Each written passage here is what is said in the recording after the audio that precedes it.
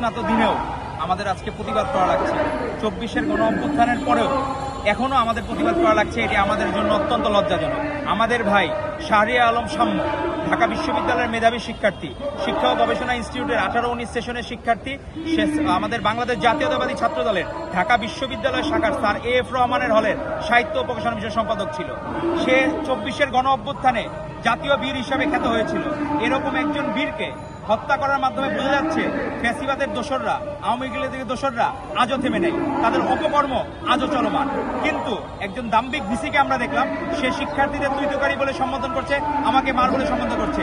একজন জ্ঞানী মানুষের কাছ থেকে এরকম মূর্খের মতো আচরণ এবং দুর্জনের মতো আচরণ মানুষজন ঘৃণা করে প্রত্যাখ্যান করেছে। সারা বাংলাদেশের শিক্ষার্থীরা আজ ক্ষুব্ধ।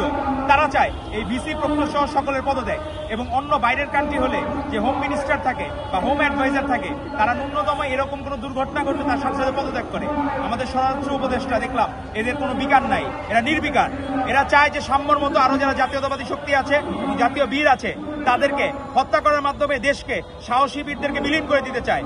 তো আমরা চাচ্ছি যে এটি আর পরবর্তীতে যাতে পুনরাবৃত্তি না ঘটে এবং ভবিষ্যতে আমাদের এই আন্দোলনের ভাষা, প্রতিবাদের ভাষা অব্যাহত থাকবে। এবং আমরা এই স্বরাষ্ট্র উপদেষ্টা, ভিসি এবং প্রক্টরের পদত্যাগ দাবি করছি এবং সুষ্ঠু বিচার না হওয়া পর্যন্ত আমাদের কর্মসূচি অব্যাহত থাকবে এবং আমরা আমাদের কর্মসূচি অব্যাহত রাখবো। এবং ভবিষ্যতেও ছাত্রদল অন্যায়ের বিরুদ্ধে কোনোদিন আপোষ করে নাই এবং ভবিষ্যতে কোনোদিন আপোষ করবে না, ইনশাল্লাহ।